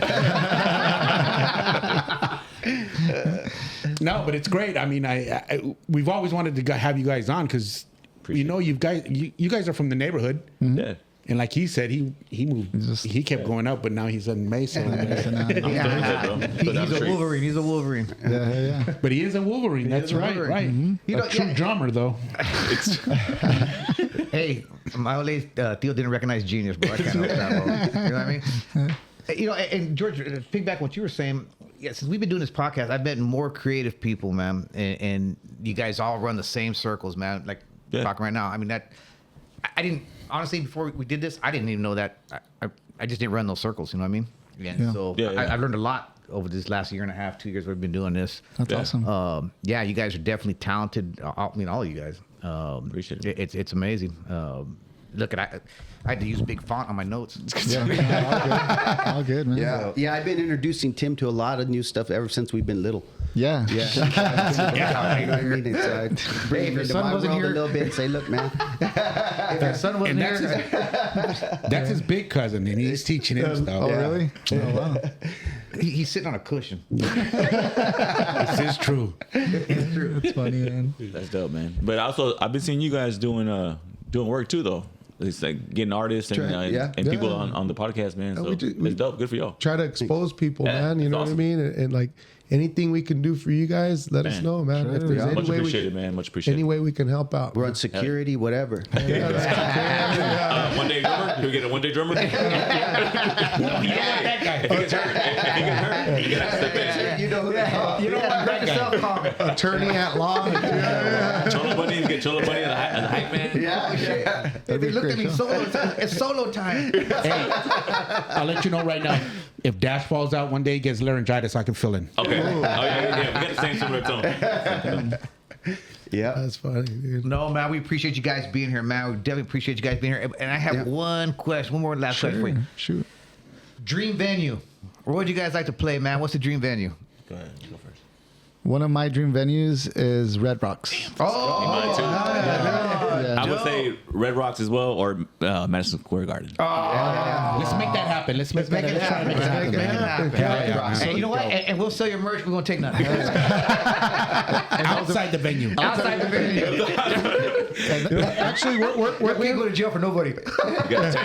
where can people find you guys and buy your merch and everything else? Just you know? if you type lascalakas.com. Boom. That's it. Simple And enough. also lascalakas.com. all social media platforms: Instagram, Facebook, Twitter, Las Calakas, and like you said, lascalakas.com and YouTube, Las Calakas. Subscribe. New video, Mi Gente's out there, and we're gonna drop a new one for Matadora pretty soon. So, What are the name of your albums, if you don't mind me? Yeah, no, the first one is just a self-title, Las Calakas. Okay. The second one is called Hechizo, and the third one that we're gonna release is called Sangre Ariza. Okay. So Hechizo, that was we recorded everything, we had everything done in that October, and then COVID kicked in, you know, and we were trying to we had to cancel all of our shows, Oh man. and we didn't have a name for that album. You know, like I had the visual of like having the face of the model with three faces on it, with like a skull combined into one, and I was just staring at it the whole time. I was like, you know what, I'm gonna call it Hechizo. The reason why, because like Hechizo is a curse, you know. I was gonna say. Yeah. So, and at that time, a lot of stuff happened, and it didn't have to do with COVID. Like, you know, well, the first one was the COVID, of course. Everything, no venues, you couldn't play anywhere. But prior to that, a lot of band members, including myself, like all of us, were just having bad luck. Like everything was going wrong. Everything was going wrong. You know, some members broke their foot. Some other members didn't show. It was just everywhere. So I said, you know what, man, let's just call it Hechizo. And that's why I was like, it just makes sense. You know, Yeah, it like does, call it makes sense Hechizo for But total, we have 3 albums out. Okay. 3 albums. So and Sangre Ariza, this new one that we're going to release in July, we decided to call it Sangre Ariza just because it just makes sense, because it's Arizona blood, of course, Arizona blood. and put it out there so people can kind of know what we represent and where we're from. Love You know, the main goal, big goal of ours is to kind of put on for our city or for our state. You know, not a lot of artists come out of Arizona or Phoenix you know, there has been some, I'm sure, but like can you name me one? Yeah. No, I mean, you guys are blowing up. I mean, Very notable. No doubt about Like, it. No nobody- doubt about We it. just try to put notable. on for our city as much as we can, man. And You know, even more important, like you guys both talked about breaks about influencing, you know, the next generation, right? Of course. Paying it forward, right? And I think that, I mean, that's you're gonna be blessed because of that, right? I mean, that's just a positive outlook on life, man. I mean, there's nothing negative about that. You know what I mean? I mean, Yeah. somebody stay on your shoulders and get bigger and better. You know what I mean? Yeah, And that's what you want, and you guys are doing it. And I congratulate you. And like I say, I became a fan. thank you, man. Yeah, definitely. Appreciate you guys. Keep rocking, and let us know when the next show is. Yeah. Well, that's the album release. July. No, July. but did you say you're doing the July 18th? Mother's Day? We're gonna be in San Diego. San Diego. Okay, that's right. Pay attention, Timmy. No, I know. When's your next live show here? July 18th. July Oh, shit. Nah, you got to write it down. But he's still not. We'll send you there. You gotta send it in big font. Remember, Still not gonna hey, remember we were talking about earlier? You good, man. The question gets stupider You as good. the show goes on. You good. I just mess around. Yeah, so our next local show is July 18th at the album release show, and then So I'm expecting you guys to show up. Yeah. Oh, we'll Pull be up. there. We'll be there. Yeah. I'll be It's gonna be a there. good time, man. It's Yeah. a good time. and Hey, then, we could do a quick little Promo video promo here. video here. That'd be You know, you great gotta want to do it. before- We'll I'd be be right saying, here. maybe Yeah. before, like Yeah, a like, week yeah. before. couple Shout out, weeks little before. shout out, Sure. stuff like that. You know, Yeah. just a reminder. if you guys we'll want throw to it out there. let us know. I'm down, bro. I'm down. Like I said, anything we can do to help you guys out, man. That's Hell yeah. That'd be you know sick. what I mean? That'd be Because cool. on ripped that- up jeans and your handkerchiefs and shit over. That'd be dope. Hater, man. Hater, little cousin. We could set up the band outside. You could do a promptu concert real quick. Bring your sticks. Just in case. Just in case. Get your drum lessons And his here. paint bucket. Yeah, maybe before the show we'll come through and do a little quick something. Yeah, most definitely. We'd yeah, love to have you that'd guys be back. dope. We'll have Yeah, to- most definitely. We'll help you promote That'd be it. dope, man. We'll help you promote For it. sure, I appreciate it. because during that July, those 2 weeks prior before the album release show, that's when we do a lot of promotion. Yeah, sure. It's gonna be So fucking we're pushing gonna this be on, hopefully, if everything goes good, working with Telemundo, Channel 3, just to promote for that show, because we always do that for album release show a day or 2 days before the album release show. We always go live on Channel 3. I was gonna say, I saw you guys on Channel 3. Yeah. Yeah, because so that way we can just promote as much as we can. They've been good to us, man. They I was love gonna say, us. how do you connect with those guys? AJ. I mean, Yeah, The no, manager? that was through a fan, actually. It was a fan that Oh. always came to our shows, and she works for Channel 3. okay, yeah, 'cause yeah. I saw you guys. Before you guys came out, I was watching some videos and stuff, and I saw you guys on Channel Yeah, 3. yeah, and she always said, "Hey, I do segments on there if you're interested." And I was like, "Yeah." So she's been helping us out. Showing love. Yeah. That's awesome. That's the best way to do it, man. The people. Dude, you're on all the TVs in town. You know what I mean? Yeah. Right on, right on. Trying to push Right it. on. And then you can lower yourself to SeunevA, what's happening. And then again, so we appreciate you guys inviting us out here, man. Yeah. Oh, no, Thank you very appreciate much, you guys man. being here. That means You a guys lot, are cool as man. fuck, man. And Right. it's been fun. It's been great, and I can't wait for everybody to grow. And Yeah. that's Let's Thank grow you. together, man. You guys have any shout outs or anything like that you want to call out? And shout out to anybody? Any plugs? anything? Man, just shout out to everybody that's supports us and comes to the shows, and we appreciate it, and that follows us, and obviously people that that sponsor us. Working Class Cultura, Class. Shiner Gold, Shiner Gold. Pomade, Shiner Gold, that's right.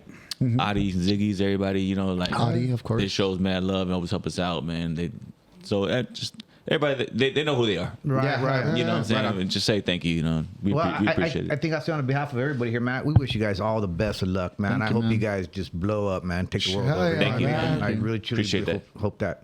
I see that for you guys too, man. Thanks, man. You know what I mean? Thank you, man. We're trying, man. We out here working, man. And then we can say, hey, remember when they were on the show? Remember they were, Yeah, look at him now. Look at him now. remember they were on Channel 8? Remember they were on Channel 8? Next time I'm here, I want him in the Cholo buddy outfit. We're gonna keep doing this. Gotta keep doing it. Just do me a favor. Just keep putting out music, man. Just keep putting out music. Okay. Keep us Whether vibing, man. if, I know you guys want everybody to listen to it, everybody to jam out, but whether if I like it, one person likes it or anything, just keep doing music because Thank you. That's great that what you guys are doing, man. I wish I could play an instrument. I can flow, but Yeah. but I wish people. I just really have this awe for artists, for musicians and stuff like that. So Thanks, man. Just keep making music. That's all I can. Thanks, man. And that's our goal. And again, from the past experiences and everything, like me personally, it's like I feel that we've already succeeded. Like I think success is already there because as long as we can just inspire one person, me personally, I can fade away tomorrow or pass away and I'll be great. Honestly, like I'm comfortable like where I'm at. I feel great. I feel Right on, great because man. as long as we can man. just inspire somebody, that's it. And we're gonna keep on putting out music. If people like it or not, who cares? It's just part of life. It's our thing, We're man. just gonna keep on making music. As long as we can move our limbs or do whatever it is that we can do, then yeah. But I appreciate your words, man. You guys gonna do it, man. Just do it. Yeah. Thank you, All my brother. prayers, man. You guys Thanks, do it. man. Yeah, What you got, Jeffrey? So, I got some questions for these guys. Here we go. Shoot him. So, just quick questions. We'll go Dash and then Rafa. All right. So, tacos or burritos? Tacos or burritos? I do tacos. Tacos. Tacos. Yeah. Everybody goes tacos. All right. Waffles, French toast, or pancakes? Whoa. Pancakes. Yeah, hell yeah. I go with waffles, dude. I knew you would. Lego my head. I just has to do something with the little. He's a drummer, man. That's why. Intricate. That's why. All right. When it comes to drumsticks, do you eat the wings? Do you eat the flats or the No, hot wings. Hot wings. hot wings? Hot wings. Man, who the fuck It's put kicking flats in. in there? You had a quinceañera last do. night, man. Edit That's what that shit happened. out. Flats? All Flats. right, let's do it. Okay. Drumsticks or flats when it comes to chicken wings? Flats for me.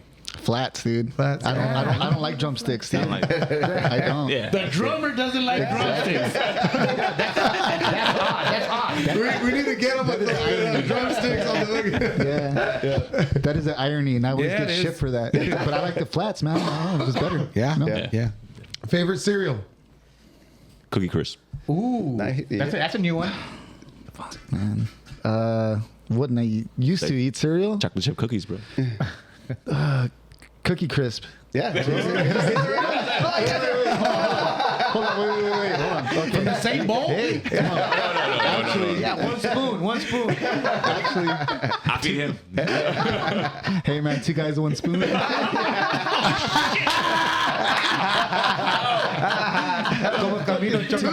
Who said that? You gotta write a song. You gotta write a song about that. 2 guys, 1 spoon. Next cumbia, bro. Yeah. 2 guys, 1 spoon, bro. No, I'll just go with honeycomb. Fuck it. Yeah. like the waffles. Exactly. The texture. Oh, yeah. You're right. All right, so check this out. 2 guys, 1 spoon. When you're a kid, celebrity crush. Who were you crushing on? Like on the ladies, like celebrity. Man, I think when I was a kid, what was the shorty's name? Growing up, Don't say it because I'm thinking No. the same thing, dude. one of them was one of them was Jessica Alba, Oh yeah. because she was on that TV show. Yeah. What the fuck Dark was it? Angel. Dark Angel. Dark Angel. I don't know why I love that shit, man. Because obviously her, but I never watched the show. But said, "I don't know for why I some like that reason, her it made me like the show. But growing up, that was my I guess crush. What age are we talking about here? I was thinking about like high school. When you're a child, 41, you know, 41. junior high. Even to right now. I was junior high school. I was thinking, Man, so growing up, I used to have a crush on Topanga from. Ooh, Boy Meets World. Boy Yeah, Meets World, yeah. That's a good one. Topanga, that's a good one. Yeah, that's it. Topanga. All right, so what favorite like Chicano film movie like American Me, Blood and Blood Out, La Bamba. Out of all those, which Selena, Damn, you know what? I think Blood In, Blood Out is probably stuck out to me to the most. Blood and Blood That's Out. the most. I remember seeing that one, and actually like being old enough to like kind of understand it. Yeah, so that's the one I seen at that age where I was like, holy shit, shit's. But I seen it recently. Acting is horrible, but it's still a good movie. Yeah, you know, The story's good. yeah, the story is good. That's the one I remember. Now say a line from that movie. Sorry, no tortillas. I done seen that shit there. Rafa. One of my favorite ones, it has to be Stand and Deliver. Oh, Yeah. Yeah, because of the message. You know, I think it's so awesome that, you know. Great answer. Yeah, good Great answer. answer. Yeah, because of the message. You know, it's like they always try to, you know, bring us down and stuff like that. But nah, man, it's like, you know, I love that Strong. that movie. That's a great movie. Say a line from that one. Man, if I can't, let me see. Think cool. The one that I like is fuck. What did you say? A negative times a negative equals a positive. Yeah. And he goes, "Órale, ese." Like, you know, it's like when he's talking to The finger Lieutenant man. Phillips, the finger man. Yeah, that one right there. Yeah, I like that. You know, he's like, hey, you know, 9 times 8. Yeah, I love that. Yeah. Oh, that's right. And it worked. Yeah, it did. And still to this day, like if I'm gonna like by 9, I'm just like, oh shit, and that helps me out. Yeah. I do this. Hold on, guys, and I'm just like, oh shit, you know. But it works. I'm at the store looking at the eggs 9 times 8. With these prices, you better pull out your toes. Shit's going up. Yeah, how many for 8? How much for 8? Oh, that's funny, man. Hey, so check it out. Like, what's one of your favorite restaurants in town? Local. With local restaurant, where do you like to Give a grub at? shout out to that guy. Man, to be honest, local restaurants. So to be honest, I frequently visit Ziggy's. Yeah. Ziggy's Pizza. Yeah. Really good shit, man. Wings, pizza, everything there. The beer is nice, like really good. And second place I would say, kind of close to there is Taco Cello. Okay. Taco Cello, and the tacos are really good there. Right on. They make the tortillas, you know, fresh. Yeah, So Ziggy's and Taco Cello. Like, I'm simple man, man. Fresh tortillas are always best. Fresh tortillas, bro, the best. Rafa, where are you grubbing at these days? I go with Del Taco. French fries and a taco. Hey, Del Taco fries with Del Scorcho sauce? See? Wait. You frequent there too? Yeah. So one of my favorite local restaurants, it has to be Comodoro Guadalajara. Oh, Yeah, but it's on 7th Central. Or I haven't been there in a long time, but I like that place a lot. Every time I go, it's like it's good stuff, man. Tip top, yeah. Hell yeah. And then like I'm gonna say something to you guys. You guys probably don't know this, but you know I stopped eating red meat like 10 years. Oh shit. So I'm that guy. Sorry. Like I stopped eating red meat. I just eat chicken every now and then, but I'm mostly more of a vegetarian. Okay. Kind of. But and I eat fish, shrimp, and stuff like that every now and then. But it's mostly a vegetarian. What's her name?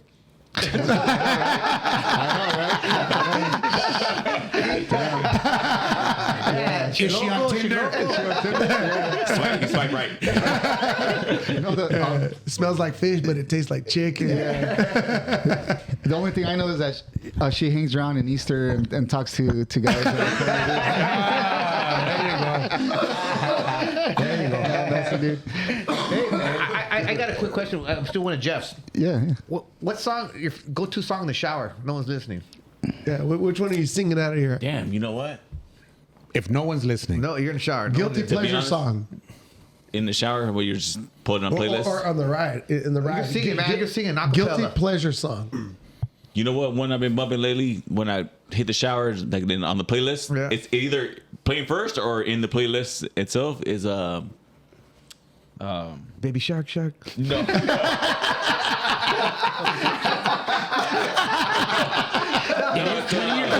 It's Rubber ducky, you're the what's the other? It's Sing it. one of the grupo joints. Not Fuerza Rija, other guys. Oh, I don't know. Grupo Frontera. Frontera. Grupo Frontera. Yeah. For some reason, I've been on the little On that trip? that kick. Yeah, they got a song with Bad Bunny that's fucking. It's like old. It's like last year. It came out last year, but it's the shit. So hits. I think what Timmy was trying to ask is, what song are you embarrassed to admit that you like and you bump Sing in the shower. No, when you're bumping in your car, yeah, you know that's what I fine mean? Like, or whatever. I mean, man, I like all kinds of shit, bro. I mean, it's some crazy shit. Like, is there like Spice Girls or some shit? Like, you know what I mean? Like, People hit on Taylor Swift, but her shit is fucking sound dope sometimes. You know, like, she got pipes, man. So That's it. I hear her shit. I don't turn it down. Swiftie, it's okay. Because I appreciate the vocal fucking Yeah. performance. She is good. hey, I went to her concert a couple times. Man. Really? She put on a good show, dude. 'Cause, All right. Well, you know what I mean? I would believe so because Yeah, she's put on amazing. Yeah. Dude, she's all Who's over that? the world. Taylor Taylor Swift. Swift. T Swift. Yeah. I don't know any of her shits, but when I hear it, I'm like, yeah, it sounds good. Yeah. And then I'm like, What about you, Rafa? Rafa, what song are you embarrassed about? You don't want none of no, man, the Calaka members to know about. No, trust me, man. Weezer. I know, right? I get down with Weezer though. I know. I get down with No, Weezer. man, like me, I'm very open, dude, when it comes out to it. But the one that I like is Carly Rae Jepsen. Hey, I just met you. That's it. The most honest answer ever on the show. So come in, pretty maybe. good. Yeah. The most honest answer ever on the show. Thank you, Rafa. Thank you. That's gangster right there. Dude, that hook, hey, I just met you, and this it's a hit is record. crazy. I'm just like, all right, so here's my number. call me later. Yeah, I'm like, that's actually So call good. me maybe or To make something like sense. that. Yeah, Call me yeah. maybe. Then that ADHD taps in and you start. I'm all jamming. What is waffles? Oh my gosh, dude, that's fucking That one's it, man. Hell yeah. That has to be it. dude, like that song. You know, I was just speaking about earlier how that song just takes you to like a point, yeah. like music in general. Would take. So at the time, I had just become recently single, and it's, A year ago. and I was hanging out with these young chicks, dude, and I'm in the back seat, and then they're up front, whatever. That song came on, dude, It's called an and Uber, they turned bro. it up. It's called an Uber. Hey, did you get triggered? Dude, I felt like the movie White Chicks. You know when they're like the white. I was like, I was in the back seat, like, whatever. what's going on? And I was like, damn, these chicks are young, bro. You know? Anyway, Yeah, no, that one triggers, man. For sure, bro. The way it's composed, it you're was just like, slapping. all right. It was slapping. But it's a hit record. It's a hit record, man.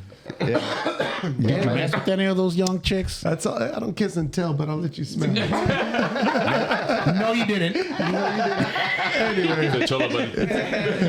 Cholo that's Bunny. all I got What you got? for today. Hey, thank you again. Dude. Thank Thank you you, very, guys. very much before this shit gets off the rails completely. Man. Tell you what, George, walk us out of here, baby. Who, me? Yes, you. Hey, man. Hey, Rafa, thank you very much. Thank you. Money Dash, thank you very much coming through. Thank you. Las Thank you, Calakas group, thank you very much putting out that thank you. great music. Thank you for putting out some great songs, great representing. shows, representing. Thank you. Arizona, like you said, that's tremendous, man. I love what you guys are doing. Love your vibe. Love everything you're showing us and all that. So Thanks, man. Yeah. and appreciate you guys coming through on a Sunday afternoon. Yeah, Right yeah. here. I know I Yeah, shouldn't man. have said the day, but you know what? That's when they're here. I didn't know we were supposed to dress up today. I rolled out. Yeah, business casual. Nah, man, but real talk, thank you for having us, man. Appreciate Yeah. you. Thank you guys. Yeah, thank you Hope guys. you guys had Appreciate you fun, man. Yeah, no, man, had a blast, man. Man, so we can say honestly, man, I can sit here and just talk with you guys for like hours and So hours. Hey, before we'll the- bring you back. Don't- You guys hey, are don't say invited that, to we'll bring Easter, you by the back. way, next Before year. the show, if you come back and do like a little promotion thing. Yeah, most definitely. Yeah, come back before the show. Just 30 minutes. Yeah, it's looking okay. at July, and then we'll throw Quick a little little thing. promo for you guys. That'd be dope, man. I would love that. Again, Again, have it, you know. If and, you guys are yeah. open to it. Hopefully, we get like 10 listeners, and they'll check it out. Nah, we're gonna blow this shit up, man. Hey, Right on, man. Our followers follow y'all, and then y'all followers follow us. Appreciate that. That's how it works. There's 4 of them right here. Yes, sir. Other than that, hey, thank you. Hey, this is SeunevA Lifestyles presents What's Happening. Hey, don't forget to like, subscribe. Don't forget the merch on www.SeunevALifestylesCode.com. We got merch there. Again, SeunevA Lifestyles presents What's Happening. Let's go.